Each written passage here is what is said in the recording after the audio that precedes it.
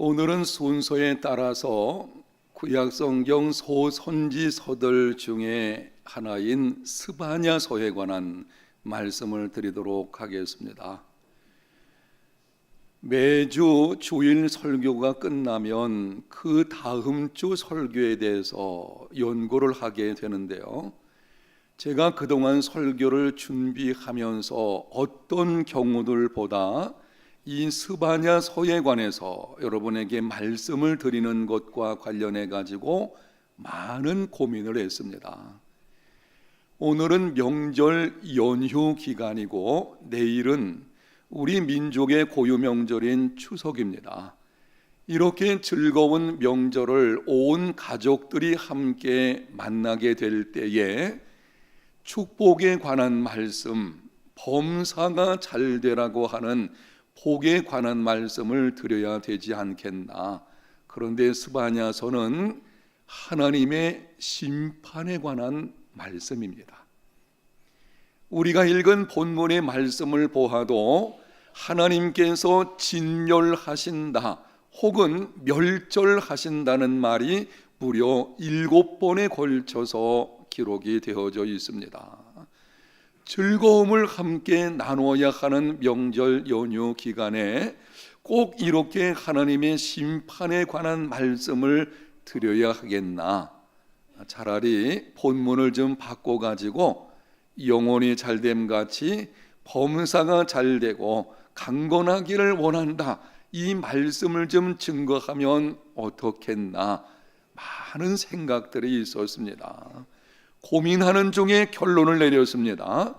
명절에 기뻐하는 것도 복이긴 하지만 그것은 잠시뿐입니다.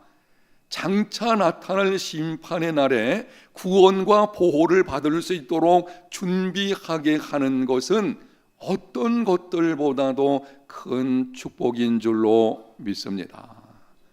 그래서 오늘 이 본문의 말씀을 여러분에게 전하게 되는데요, 하나님의 심판에 관한 말씀을 들으실 때에 여러분 자신을 한번 살펴보시고, 혹시 나는 장차 나타날 그 심판의 날에 문제가 없을 것인지 깊이 성찰하는 중에 자신을 다시 한번 세워가는 복된 시간이 되시기를 바랍니다. 본문 1절 상반절은 하나님께서 심판에 관한 말씀을 하시게 된 이유를 기록을 합니다. 아몬의 아들 유다왕 요시아의 시대에 스바냐에게 임한 여호와의 말씀이니라. 부왕 아몬이 죽은 후에 8살의 어린 나이에 요시아가 유다 왕국의 왕이 되었습니다. 그리고 16세 때인 BC 632년에 하나님을 찾기 시작하며 종교개혁운동을 시작했습니다. 유다 땅에 있는 모든 우상들을 제거하기 시작했습니다.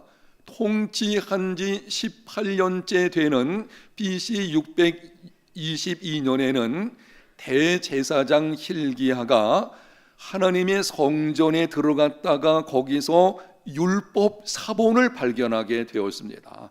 그 율법의 말씀을 요시아가 듣게 되었고, 그 말씀의 근거에서 하나님 중심의 종교 부흥운동을 가속화시켰습니다.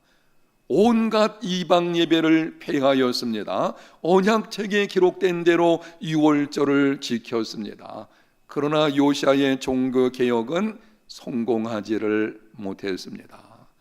그렇게 애를 써서 유다 땅에 있는 온갖 우상들을 제거하고 하나님을 떠나 있는 예배 생활을 하나님께 돌리게 만들려고 한 왕, 이 개혁자가 애를 쓰고 여러 가지 정책을 폈지만 결국에는 성공하지 못한 것을 보게 됩니다.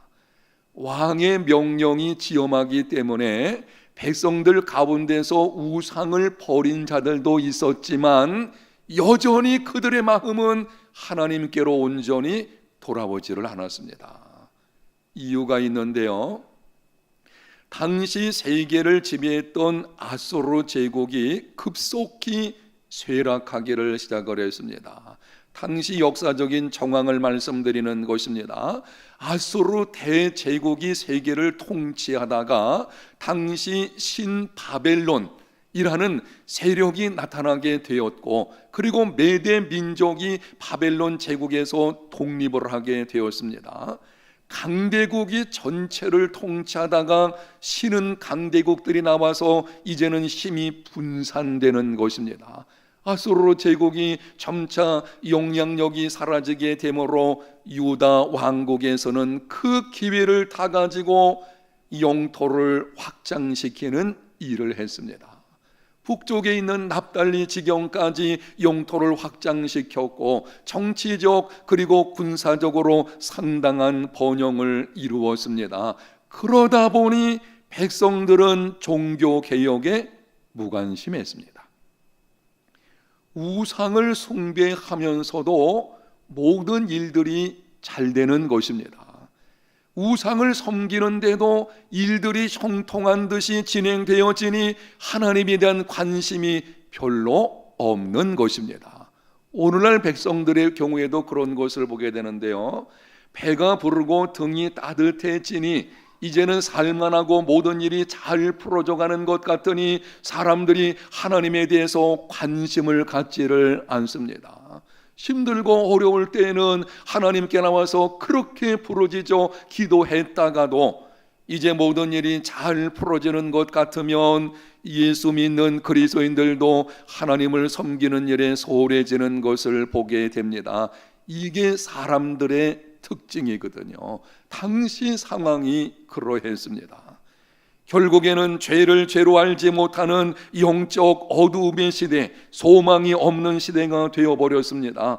이러한 상황을 보시고 하나님께서는 스바냐를 부르시고 유다 백성들에게 심판을 경고하셨습니다. 하나님께로 돌아오라고. 그렇게 살면 장차 심판이 있게 될 것이니 지금 너희들이 하나님께로 돌아오라고 하나님께서는 이 스바냐의 말씀을 통해서 유다 백성들에게 선포하시는 것입니다. 그런데 2절 이하의 하나님의 심판에 관한 말씀을 주목해 보면 두 측면에서 언급을 하십니다. 2절과 3절은 온 땅에 임할 우주적인 심판에 관해서 말씀을 하시고, 4절 이하에는 유다와 예루살렘에 임할 심판에 관해서 말씀을 하십니다. 여러분 다시 한번 잘 들어보십시오. 하나님께서 유다 백성들에게 심판을 선포하시는데 그 백성들에 대한 심판만 선포하시는 것이 아니고 장차 이 땅에 임하게 될 종말의 우주적인 심판에 관해서 함께 말씀을 하시는 것을 보게 됩니다. 그렇게 하시는 것은 유다 백성들 예루살렘에 임하게 될 하나님의 심판은 장차 나타날 종말의 심판을 예표하는 것이기 때문입니다. 신약성경 마태복음 24장을 보게 되면 예수님께서 종말에 관해서 말씀을 하십니다. 예루살렘 성전이 완전히 파괴될 것이라는 말씀을 했을 때에 제자들이 깜짝 놀랐지요. 그들은 하나님의 성전이 파괴된다는 것은 생각조차 하는 사람들이었습니다. 그런데 다른 것도 아니고 하나님의 성전이 완전히 돌 위에 돌 하나도 남지 않을 정도로 파괴가 되어진다. 너무 놀라서 예수님께 질문합니다. 선생님, 어느 때에 그런 일이 있게 될 것입니까? 그리고 세상 끝날에는 무슨 일이 있을 것입니까? 질문을 받은 예수님은 예루살렘 멸망과 장차 다가올 인류 종말을 함께 언급을 하셨습니다. 여러분이 집에 돌아가셔서 마태복음 24장을 펴서 읽어보게 되면 그 내용이 조금 혼란스러울 때가 있어요. 어떤 것은 인류 종말에 관한 말씀이고 어떤 것은 예루살렘 심판에 관한 말씀이고, 그런데 어떤 것은 그 두 가지 중에 어디를 말하는 것인지 어려울 때가 있습니다. 이렇게 예수님께서 말씀하시는 이유가 무엇입니까? 예루살렘 멸망, 그래서 예루살렘 성전이 완전히 파괴되어지는 심판 사건은 장차 이 땅에 나타나게 될 인류 종말의 심판에 관한 것을 예표하는 것이기 때문입니다. 여러분이 극장에 가서 영화를 보셨다면 아마 아실 것입니다. 본 영화가 상영되기 전에 바로 앞에 예고편이 나옵니다. 예고편은 그날 볼 영화가 아니고 다음에 이런 영화가 있을 것이라는 것을 미리 보여주는 것입니다. 어떻습니까? 여러분 영화 볼 때 예고편 있는 거 보셨습니까? 바로 그 예고편, 오늘 여기 심판에 관한 것이 이런 측면에서 말씀을 하는 것입니다. 바벨론에 의해서 BC 658년에 유대가 완전히 심판을 받아가 멸망을 당하게 되었는데요, 바로 그 사건은 장차 이 땅에 다가오게 될 인류 종말의 심판이 있을 것을 미리 보여주는 것입니다. 예수님께서 예루살렘이 로마에 의해서 멸망을 당하게 될 것이다 말씀대로 주후 70년에 로마 장군 티투스에 의해서 예루살렘 성과 성전이 완전히 파괴가 되어버렸습니다. 바로 그 사건은 단순히 역사의 한 사건으로 끝나는 것이 아니라 장차 이 땅에 있게 될 인류 종말의 심판을 미리 보여주는 것입니다. 사랑하는 성도 여러분, 그날이 오고 있습니다. 여호와의 날, 오늘 본문에서 말씀하시는 본문에 기록된 대로 여호와의 날, 장차 하나님의 무서운 심판이 있게 되는 그날이 다가오고 있습니다. 한번 따라합시다. 그날이 다가오고 있다. 그날이 어떤 날인지 스바냐서 1장 15절에 이렇게 기록합니다. 그날은 분노의 날이요 환난과 고통의 날이요 황폐와 패망의 날이요 캄캄하고 어두운 날이요 구름과 흑암의 날이요. 그날은 하나님의 맹렬한 진노가 임하는 날입니다. 유사일에 없었던 큰 환난과 고통의 날입니다. 삶을 지탱해 주었던 모든 것이 사라지는 황폐와 패망의 날입니다. 하나님을 떠난 자들에게는 더 이상 소망이 없는 캄캄하고 어두운 날이요 구름과 흑암의 날입니다. 그날이 다가오고 있습니다. 사람들이 믿든지 믿지 않든지, 인정하든지 인정하지 않든지, 심지어 예수님을 믿는 사람들까지도 종말에 대한 불감증을 가지고 있습니다. 종말에 관한 심판에 관해서 언급을 하면은 도무지 사람들이 믿으려고 하지 않습니다. 살만하니, 배가 부르니, 평안하니, 인생의 고난을 겪는 것이 거의 없다 보니 이런 시대가 되었으니 이제는 죄를 죄로 알지 못하고 심판에 관한 것은 헛된 설교처럼 들려지는 이런 시대가 되어버리고 있는 것입니다. 그러나 분명한 사실, 그날은 다가오고 있습니다. 그 증거가 바로 예루살렘 멸망, 오늘 본문의 심판에 관한 사건인 것이고, 예수님께서 마태복음 24장에서 말씀하신 바로 그 심판 사건이 실제로 이 땅에 이루어졌고, 그 예고편이라는 것은 다른 것이 아닙니다. 장차 본편이 이루어진다고 하는 것입니다. 여러분, 그날이 다가오고 있습니다. 그날에 구원받고 보호를 받으려면 어떻게 해야 되겠습니까? 하나님께서 심판에 관해서 말씀하시는 것은 그 심판의 말씀을 듣고 절망하라는 것이 아니에요. 단순히 두려움 가운데 있으라고 하시는 것이 아닙니다. 바로 그것은 심판의 말씀을 듣고 두려움이 생긴다면 하나님께로 돌아와서 구원받고 이제는 그날의 보호를 받는 하나님의 백성들이 되게 하시려는 것입니다. 여러분, 그날에 우리가 구원과 보호하심을 받으려면 어떻게 해야 되겠습니까? 본문에서 두 가지만 말씀을 드립니다. 첫 번째는 하나님을 떠나 있는 자들은 죄에서 돌이켜 회개해야 합니다. 스바냐서 2장 1절, 수치를 모르는 백성아 모일지어다 모일지어다. 심판에 관해서 말씀하시고 하나님께서 주시는 권면의 말씀, 강력한 도전의 첫 번째 말씀은 이것입니다. 수치를 모르는 백성아 모일지어다, 모일지어다. 수치를 모른다는 것은 죄를 지으면서도 부끄러움을 모른다는 거예요. 분명히 죄거든요. 그런데 죄를 죄로 알지 않는, 오늘날 우리 주변에서 잘 볼 수가 있을 것입니다. 여기에 관해서는 다음 주에 또 연결해서 또 다른 측면에서 말씀을 드리게 될 것입니다. 죄를 죄로 알지 못하고 죄를 지으면서도 부끄러워하지 않는 모습, 이 수치를 모르는 백성들에게 하나님께서는 모일지어다, 회개의 자리로 나오라는 것입니다. 모일지어다라는 말씀을 반복하시는 것은 절박성을 강조하시는 것입니다. 반드시 너희들이 이렇게 했으면 좋겠다라고 하나님이 말씀하시는 것입니다. 여러분, 수치를 모르는 백성들, 바꿔서 말씀을 드리면 하나님을 떠나 있는 자들이 어떤 자들입니까? 오늘 본문에 구체적으로 네 종류의 사람들을 언급을 합니다. 4절에 우상을 숭배하는 자들, 5절에 우상과 하나님을 함께 섬기는 자들, 6절 상반절에 여호와를 배반하고 따르지 아니하는 자들, 6절 하반절 여호와를 찾지도 구하지도 아니하는 자들. 하나님은 구체적으로 이렇게 네 종류의 사람들에 관해서 말씀을 하십니다. 하나님을 떠나서 우상을 숭배하는 자들, 그날에 하나님의 심판이 있게 될 것입니다.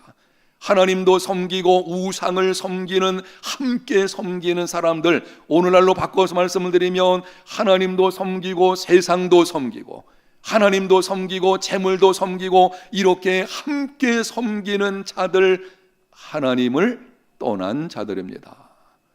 착각하는 경우들이 있는데요, 하나님도 섬기고 세상도 함께 섬기면 하나님을 떠났다고 생각하지 않습니다. 나는 그래도 하나님을 섬겨. 그런데 하나님께서 말씀을 하십니다. 너는 나를 떠난 자이다. 마음을 다하고 힘을 다하고 뜻을 다하여 하나님만 섬기는 삶이 되시기를 바랍니다. 이전에 전심으로 하나님을 섬겼는데 지금은 하나님을 떠나 있는 자들, 하나님을 떠난 자요, 하나님을 배반한 자입니다. 전에는 열심으로 하나님을 섬겼습니다. 하나님 그분만 섬겼습니다.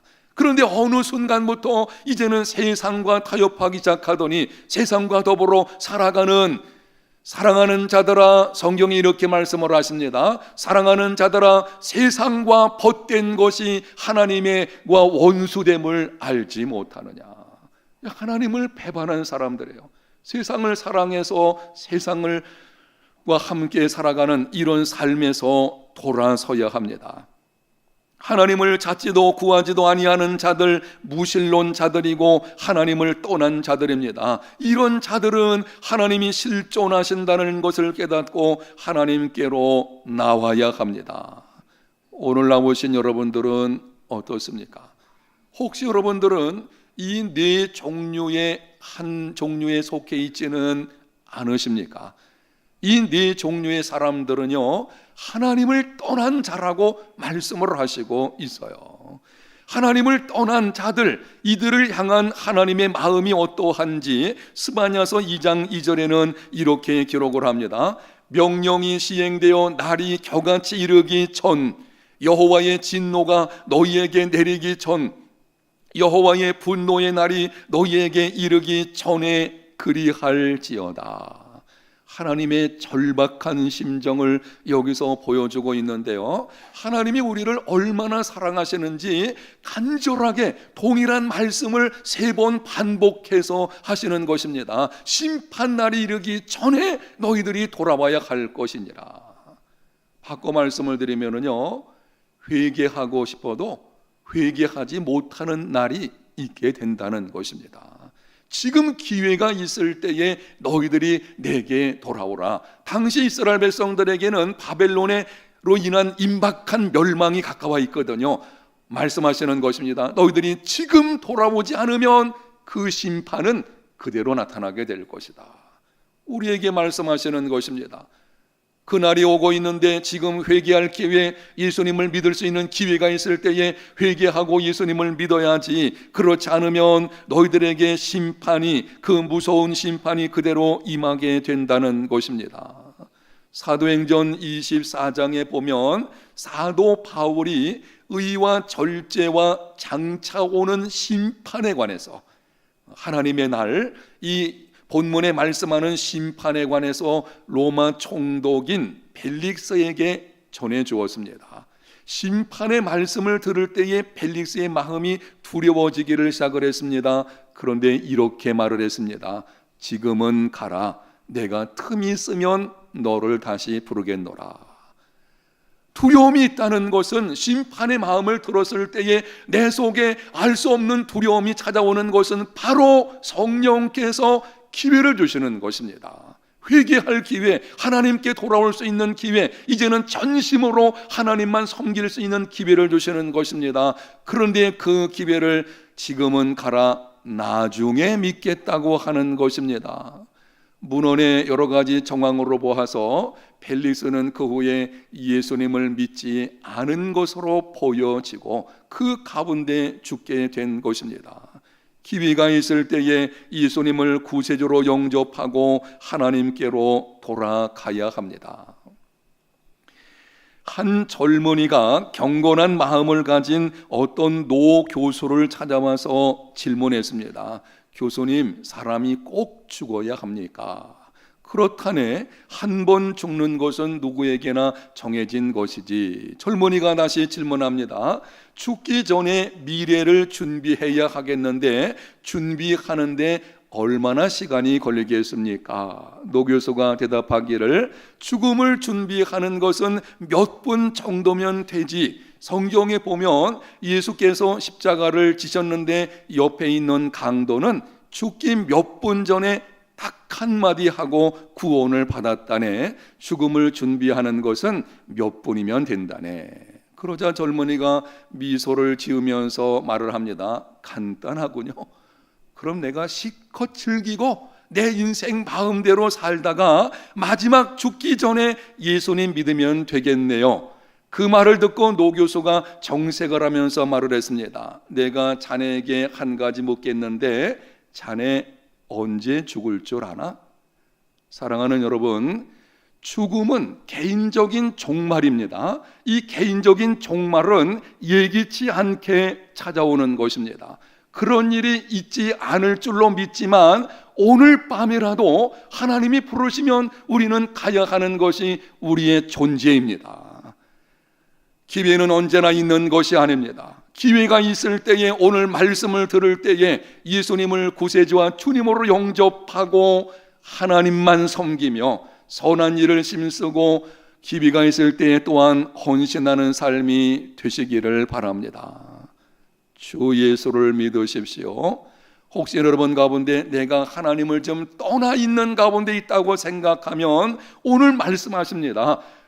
돌아오라, 하나님께로 돌아오라는 이 말씀을, 이 절박한 말씀을 여러분이 들으셨을 때에 정말 마음의 중심에 문을 열고 구세주를 영접하고 하나님께 돌아오는 시간이 되시기를 축복합니다. 두 번째는, 이미 하나님을 아는 자들은 그 믿음을 결코 포기하지 말아야 합니다. 스바냐서 2장 3절에 계속 이렇게 말씀을 하십니다. 여호와의 규례를 지키는 세상의 모든 겸손한 자들아, 너희는 여호와를 찾으며 공의와 겸손을 구하라. 너희가 혹시 여호와의 분노의 날에 숨김을 얻으리라. 이 말씀을 주목해서 보게 되면 조금 이해되지 않는 부분이 있습니다. 이미 하나님의 규례를 지키는 겸손한 자들이 되었습니다. 그런데 그들을 향해서 하나님을 찾으며 공의와 겸손을 구하라. 하나님을 떠난 자들에게 하나님을 찾으며 공의와 겸손을 구하라. 그러면은 쉽게 이해할 수 있겠는데, 이미 하나님을 찾고 하나님 말씀에 순종하고 겸손히 믿음의 삶을 살아가는 사람들입니다. 그런데 그들을 향해서 하나님을 찾으며 공의와 겸손을 구하라. 도대체 무슨 말씀을 하시는 것입니까? 지금 너희들이 그렇게 살아가는 모습을 포기하지 말라는 것입니다. 장차 심판날이 다가오게 될 것인데요, 그날이 되기 전에 세상의 어두움은 더 심해지게 될 것입니다. 세상의 죄악과 타락이 많아지게 될 것이고 그 가운데서 믿음을 지켜내는 것은 쉽지 않을 것입니다. 하나님 말씀하시는 것입니다. 너희들이 진실한 마음으로 말씀을 순종하며 겸손하게 섬기는 삶을 살고느냐? 그렇다면 그 모습, 하나님과 동행하는 그 삶을 결코 포기하지 말아라. 끝까지 변치 않는 믿음의 삶이 되어라. 이런 삶이 되시기를 축복합니다. 여러분, 죄로 어두워진 세상, 죄를 죄로 알지 못하는 세상에서 믿음을 지켜내는 것 쉽지 않습니다. 정말 지금 오늘날 세대를 보게 되면 세상 속에서 예수 믿는 믿음을 가지고 하나님 말씀에 순종해내는 것 쉽지 않습니다. 적어도 4가지 장애물이 있는데요, 홀로서기, 함께하기 힘든 사람들, 감당하기 힘든 역경, 미래에 대한 두려움, 이러한 것들이 우리에게 찾아오게 됩니다. 세상적인 가치관에 반하는 성경적인 가치관을 따르게 되니 홀로 서기를 해야 됩니다. 그 죄악된 세상 속에서 정말 성경적인 가치관을 가지고 살려고 하니 누구 하나 인정해 주지 않습니다. 그러니까 나 혼자라도 홀로 서기를 해야 되는 일이 있게 되는 것입니다. 세상의 불의와 타협을 요구하는 함께하기 힘든 사람들을 만나게 됩니다. 정말 하나님을 떠나서 세상에 여러 가지 죄악에 물들어 있는 그런 상황들, 그 상황 속에서 내가 믿음을 지키려고 하니 사람들 관계도 쉽지가 않을 것입니다. 이해하기 힘든 하나님의 말씀에 순종하려고 하니 감당하기 힘든 역경을 만날 수 있습니다. 사람들이 들어가려 하지 않는 좁은 문으로 들어가려니 미래에 대한 두려움이 찾아오게 됩니다. 세상 사람들과 똑같이 하면 아무런 문제가 없을 것 같은데 성경적인 가치관으로 자녀를 양육하려고 하니 뒤처질 것 같고 떨어질 것 같고 여기 된 두려움들이 있어요. 그러다 보니까는 그리스도인 부모들이 역시 세상적인 가치관과 똑같은 모습으로 행하는 것을 보게 됩니다. 왜 그렇게 하십니까? 남들이 그렇게 하는데요. 아니, 남들이 그렇게 한다고 꼭 따라야 되겠습니까? 그렇게 하지 않으면 내 아이가 뒤처질까 봐, 이 두려움이에요.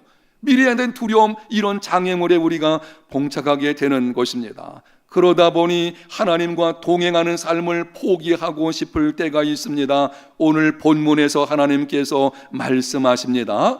모든 것이 너를 반대하는 것처럼 보여도 나는 그 모든 상황을 알고 주관하고 있다. 믿음을 가지고 나와 동행하는 삶을 포기하지 말아라. 아멘. 여러분, 이 하나님의 말씀, 지금 내가 진실한 모습으로 살려는 그 믿음, 세상의 어떤 위협과 공격과 어떤 타협이 다가온다고 할지라도 흔들리지 말고 믿음을 지켜내라. 내가 너를 알고 내가 역사를 주관하고 있으니 그렇게 행하여라. 이 하나님의 말씀을 붙들고 세상을 이겨내는 삶이 되시기를 바랍니다. 사랑하는 성도 여러분, 장차 나타날 그날은 신원의 날입니다. 하나님의 자녀들이 이 땅에서 당한 모든 원통한 일, 억울한 일들을 하나님께서 다 갚아주시는 날입니다. 이 땅에서 예수님을 믿는 믿음 때문에 손해보았던 것, 참고 또 참았던 것, 힘들었던 것, 상처받았던 것 모두 하나님이 풀어주실 것입니다. 믿습니까? 여러분, 이 믿음이 있다면 분하고 억울하고 힘들어도 소망 중에 참아야 합니다. 견뎌내야 합니다. 끝까지 포기하지 않는 믿음의 삶이 되어야 합니다. 웅진 지식하우스에서 출간한 고통은 너를 삼키지 못한다 라는 책이 있는데요, 그 책에 보면 다음과 같은 말이 있습니다. 영상에 있는 말씀을 같이 한번 읽어보겠습니다. 잊지 마라. 고통은 아픔 때문에 두려운 것이 아니라 자신을 포기하게 만들기 때문에 무서운 것이다. 정면으로 직시하라. 그것이 너를 삼키지 못하도록. 고통은 사실은 두렵긴 하죠. 저도 그렇고 아마 여러분들도 그렇고 이러한 소원이 있을 것입니다. 인생을 살아갈 때에 고통 없이 살다가 고통 없이 죽음이 왔으면 좋겠다. 맞습니까? 그게 우리의 기도 제목 가운데 하나죠. 하나님, 나를 부르시는 것은 좋은데 고통이 없는 가운데서 부르셨으면 좋겠습니다. 이게 우리의 모든 소원 가운데 하나입니다. 여러분, 고통은 아픔 때문에 그러나 두려운 것이 아닙니다. 고통이 그래서 우리를 무섭게 하는 것은 이유가 뭐냐면 자신을 포기하게 만들기 때문에 그게 무서운 것입니다. 고통이 왜 우리에게 무섭게 다가오느냐? 그건 다른 것이 아니고 우리를 포기하게 만드는데요, 인생을 포기하게 만들고 의미 있는 인간관계를 포기하게 만들고 믿음의 길을 포기하게 만들기 때문에 무서운 것입니다. 지금 여러분이 당하는 고난은 무엇입니까? 지금 여러분을 마음을 아프게 만들고 있는 것은 무엇입니까? 그것을 정면으로 직시하십시오. 그것에 삼킴당하지 마십시오. 성령의 도우심을 구하심으로 결코 포기하지 않는 삶이 되시기를 축복합니다. 여러분을 힘들게 하는 것이 여러분의 인생의 어떤 측면, 정말 우리가 마땅히 감당해야 되는 일들이 있는데요, 그것을 포기하게 만드는 거예요. 그게 우리를 정말 힘들게 하는 것입니다. 세상에서는 정직하게 살려는 자가 손해를 봅니다. 섬기는 자리로 내려가는 것은 어리석은 것처럼 생각이 됩니다. 사랑을 늘 베풀면 약자로 보입니다. 나를 내세우지 않고 묵묵히 일하면 바보 취급받습니다. 덕을 위해서 아는 것도 모르는 것처럼 살았더니 무식한 죄로 몰아세웁니다. 이럴 때 의문이 생기게 됩니다. 왜 하나님은 이런 상황을 그대로 놓아두시는가? 하나님이 마치 숨어 계시는 것처럼 생각이 듭니다. 그러나 여러분, 명심하십시오. 시대가 아무리 어두워도 하나님은 여전히 역사를 통치하십니다. 모든 것이 무너지는 것처럼 보여서, 아니, 내 인생에서 기막힌 일들이 와가지고 정말 하나님이 숨어 계시는 것처럼 보일지 모르지만, 그럼에도 하나님은 역사를 통치하시고 계시고 지금 내 인생 가운데 함께 하시는 줄로 믿습니다. 이 분명한 믿음을 가지고 포기하지 마십시오. 절대 포기하지 마십시오. 여러분을 힘들게 만드는 그 상황이 여러분의 인생을 끌고 가게 내버려 두지 마십시오. 우리 힘으로는 할 수 없지만 우리와 함께 하시는, 역사를 통치하시는 하나님, 그분으로 말미암아 우리는 승리할 수 있는 줄로 믿습니다. 이 믿음을 가지고 포기하지 말고 극복하고 이겨내는 삶이 되시기를 바랍니다. 사랑하는 성도 여러분, 하나님께서 신원하시는 그날이 다가오고 있습니다. 하나님이 신원하신다는 것을 알고 참고 견디십시오. 선을 행하다가 낙심하지 마십시오. 악을 선으로 갚으십시오. 상처를 입히면 입힐수록 더욱 용서하십시오. 핍박하는 자를 위해서 축복하며 기도하십시오. 이것이 끝까지 견디는 삶입니다. 예수님께서 말씀하셨습니다. 그러나 끝까지 견디는 자는 구원을 받으리라. 오늘 주신 이 말씀이 저와 여러분의 삶 속에 새롭게 도전되어지는 복된 은혜가 있으시기를 예수님 이름으로 축복합니다.